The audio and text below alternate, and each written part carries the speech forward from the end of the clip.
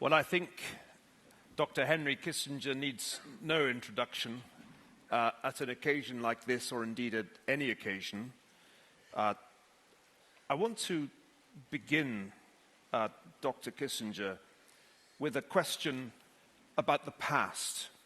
But it's a question prompted by something that you said last week in New York, when you said that conflict between the United States and China could result in a catastrophic outcome that will be worse than the world wars that ruined European civilization unless the two countries can settle their differences. It's no longer possible to think that one side can dominate the other, you said. Dr. Kissinger, I want to take you back in time to when you first began to think about the relationship between the United States and the People's Republic of China. It was you who flew secretly to Beijing on July the 9th, 1971, and began a new era in relations between these two countries. But you had been thinking about it for many years.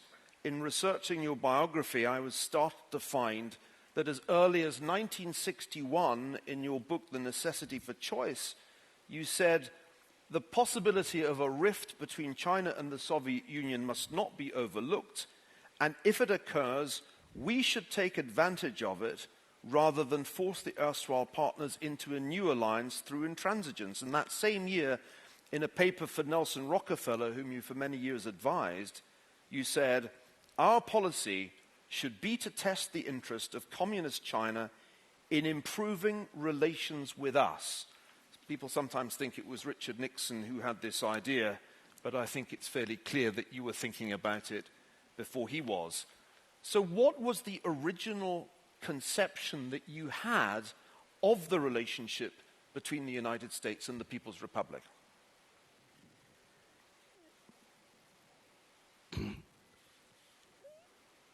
My basic view of the stability of the international system is that it requires equilibrium.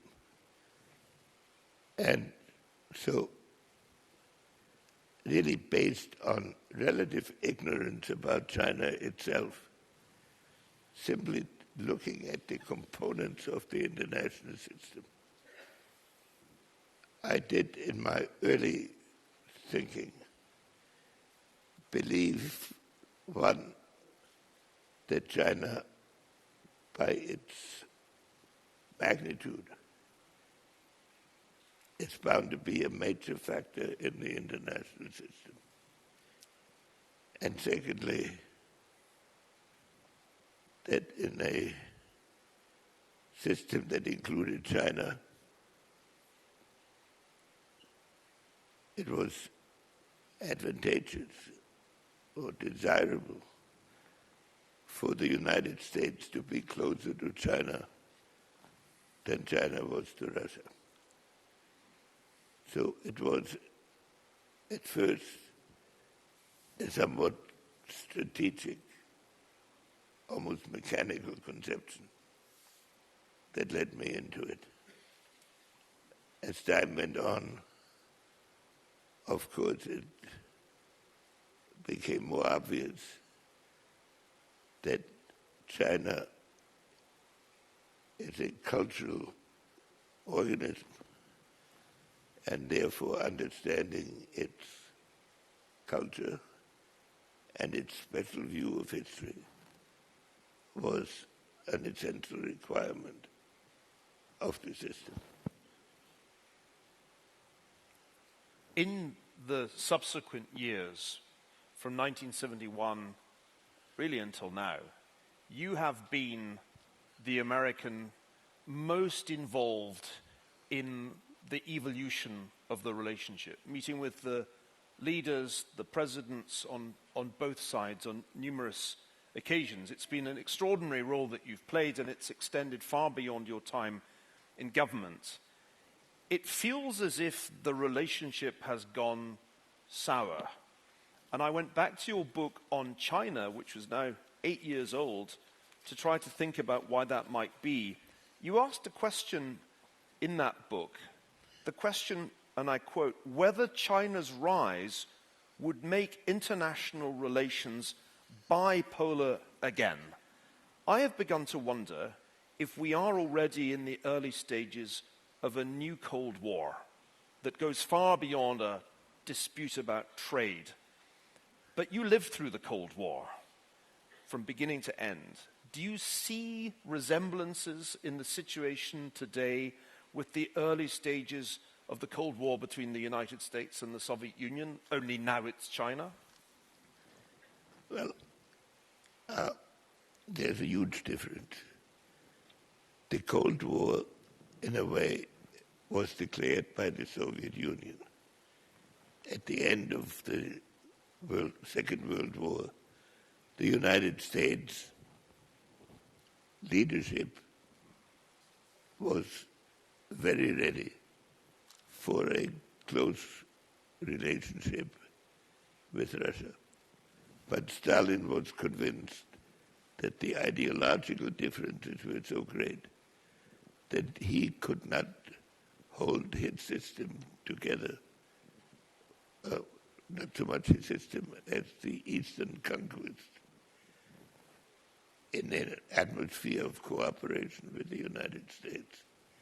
So in the late 40s, with the blockade of Berlin and other challenges, it was the Soviet Union which started the crises that produced the Cold War. Then as time went on, it received an ideological component as well from the United States. And through much of the Cold War, it was believed that the two systems were irreconcilable. As time went on, and in the period in which I was in office, having gone through several Berlin crises and the Cuban Missile Crisis, you could not avoid facing the consequences of a Cold War turning into a hot war.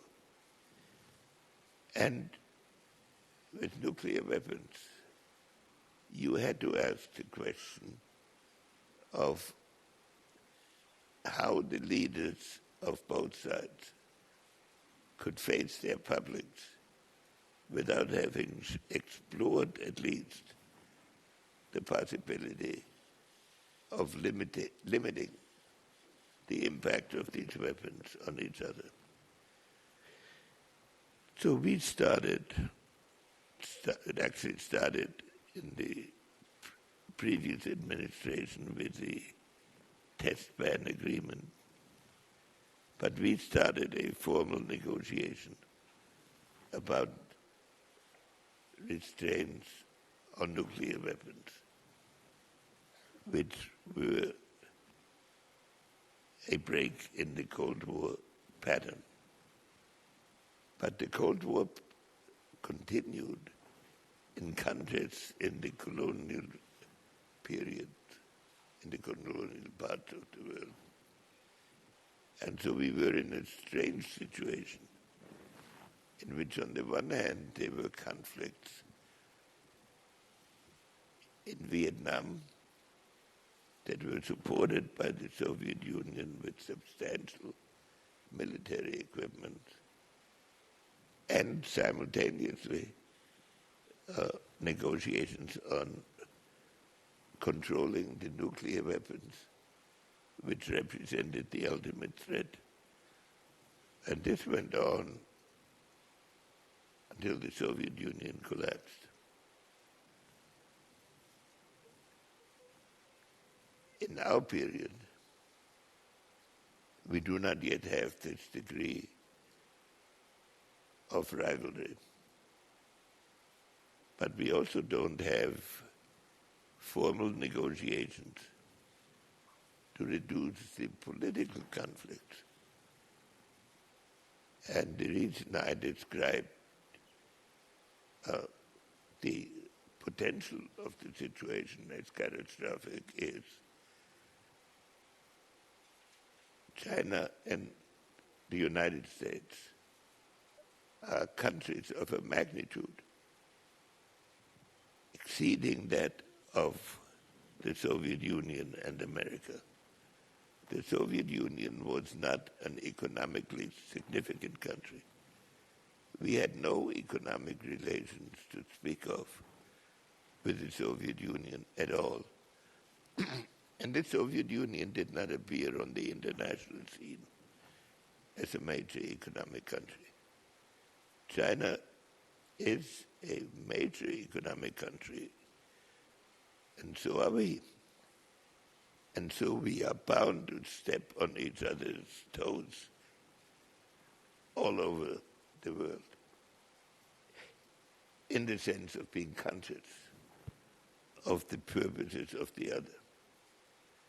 So, a discussion of our mutual purposes and an attempt to limit the impact of conflicts seems to me essential.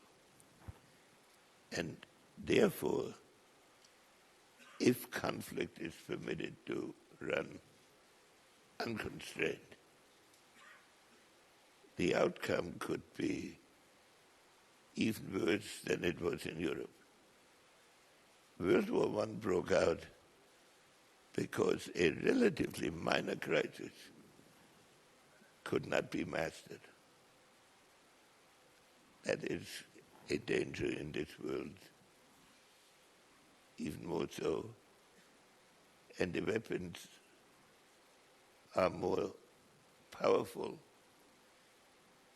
and, above all, more sophisticated. Because in some ways, a Cold War would not be the worst case scenario. The worst case scenario, as you've just said, would be a hot war. In On China, you quote the Air-Crow Memorandum of 1907, and you say, at the most superficial level, China is, as was Imperial Germany, a resurgent continental power. The United States, like Britain, is primarily a naval power with deep political and economic ties to the continent. Could the rise of the Anglo-German antagonism replay itself? And that's one of the questions that Graham Allison asked in his book, recently published, Destined for War. So the worst case scenario wouldn't be a Cold War, it would be a hot war. But what would such a hot war be over? It clearly wouldn't be over trade policy. What would be the equivalent of, say, Belgium in 1914 that might trigger the kind of conflict that worries you? Well, interestingly enough, Belgium didn't trigger the conflict. The conflict took place in the Balkans. And the war began with a military operation. The conflict was between Austria and Serbia in the Balkans. And the war began with a German attack on Belgium. But Britain only came in because and then of Britain Belgium. Came in, yeah. And then it could not be limited. So is there something like that today that worries you that could be a flashpoint between the US and China? History does not necessarily repeat itself precisely. So there is no book in which you can apply precisely. But in the various conflicts that exist around the world, if a situation develops in which the United States and China are obliged to take opposite positions in order to achieve the maximum degree of support on a global basis, then it is conceivable. I would even say likely that some conflict will become a hard conflict. But since both countries are powerful enough to prevent themselves from being defeated, there is no automatic limit to escalation. And I think it would be dangerous for mankind if the leaders of both countries became so adjusted to seeing every issue in the world in terms of conflict with China on the American side. And also, if the idea developed in each country that the other side, at a minimum, must be put into a position where it can no longer threaten it. And when you add to that the evolution of technology, not just in the scope of the weapons, but in the scope of the automaticity of the mechanical world, then we are living in a world we should not permit to arise. I've been very struck by the way that in the space of less than 2 years, the relationship has gone from being about trade and tariffs to being about technology, from 5G to artificial intelligence, and now, maybe since October of last year when Vice President Pence gave his speech at the Hudson Institute, we seem to be in the realm of politics.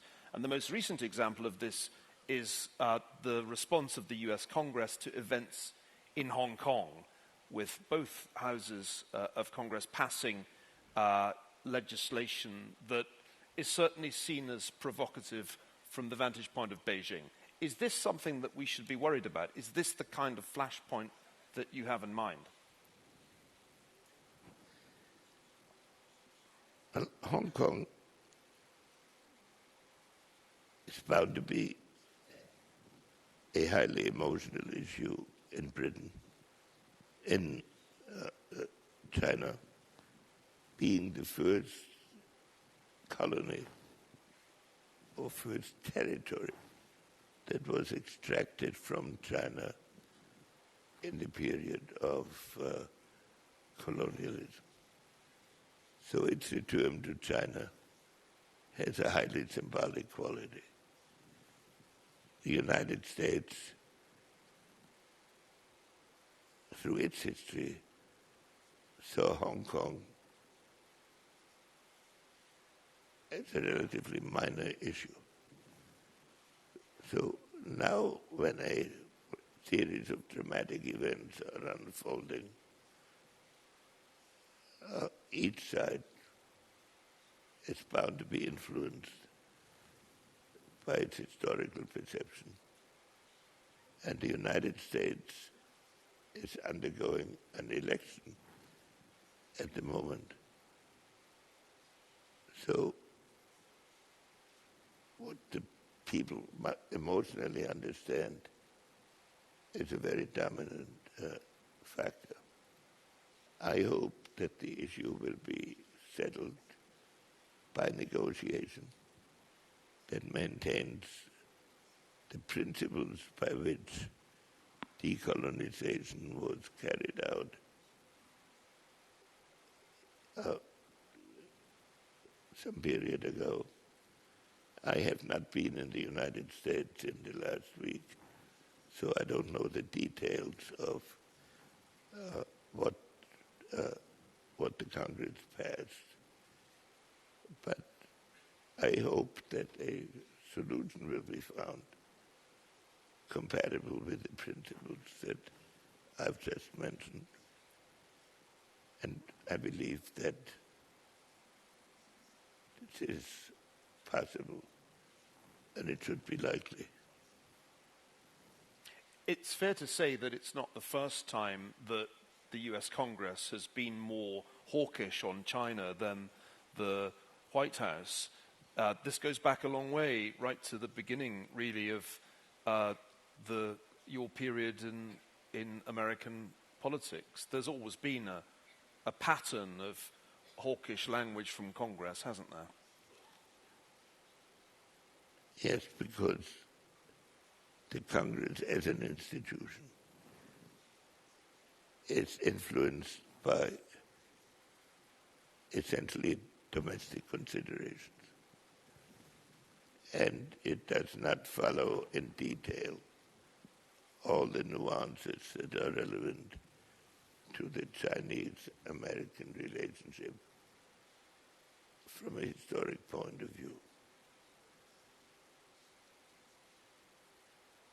That makes it, in my view, especially important that a period of relative tension be followed by an explicit effort to understand what the political causes are, and a commitment by both sides to try to overcome those. It is far from being too late for that, because we are still in the foothills of a Cold War. And for 40 years after the opening to China, the manner of dealing with each other was positive. There were differences, but none of them touched the essence of a military conflict. So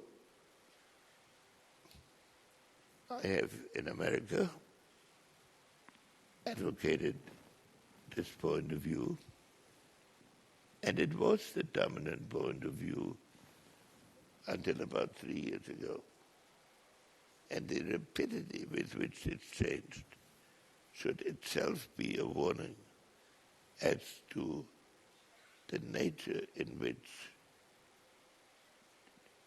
domestic considerations can influence matters.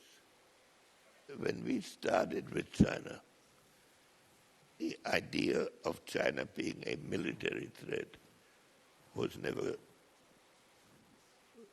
seriously considered. And if you look at the history, it really developed only in the last 10 years, in part because modern technology produces capacities that were unthinkable a decade ago. So even a normal evolution of China would shrink the comparative balance of power by the mere nature of modern ideology. So that to reduce that concern by formal policy is, in a way, a new task that had not been really considered before, because in the evolution of the post-Nixon period, we had problems with China. We had disagreements, but they were not considered part of a global struggle.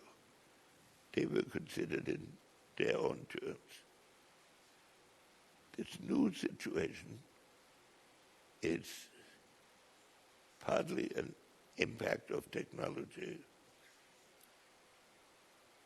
partly the impact of differing political systems.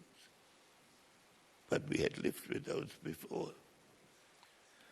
We're out of time, but I'm going to presume on the organizers' patience by asking you one last question.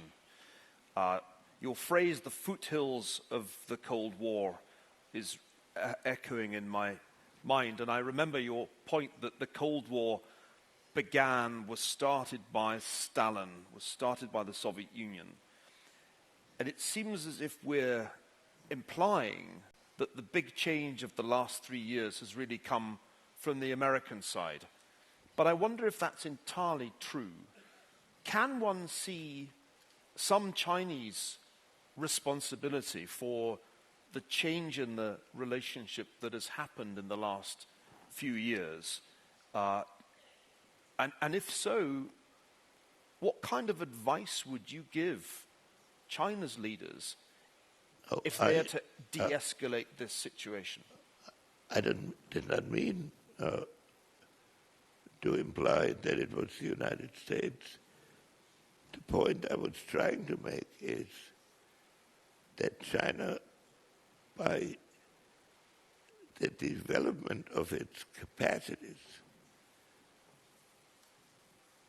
to an objective observer, represented inherently a greater threat than when Chinese leaders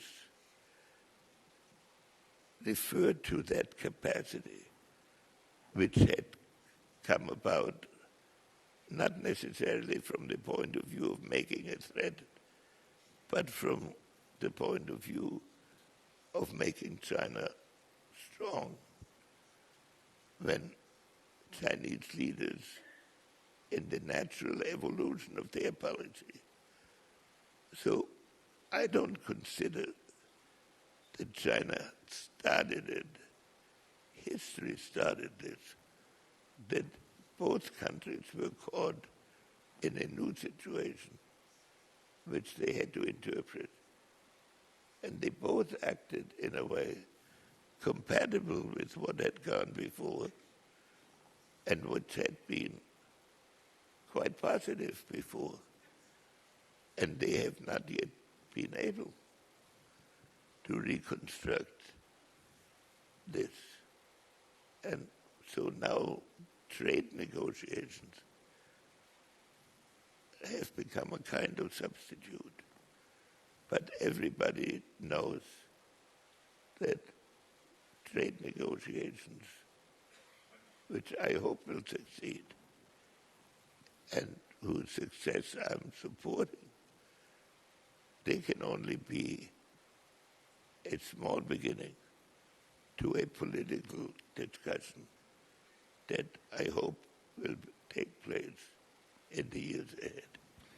Dr. Kissinger, it will soon be 50 years since you touched down in Beijing on that historic day in 1971. I hope that will be a 50th anniversary that the world takes time to celebrate and to reflect on. We've all been extraordinarily fortunate to have the benefit of your unparalleled wisdom today, and I'd just like to invite everybody in this audience to express their gratitude to you. Thank you very much.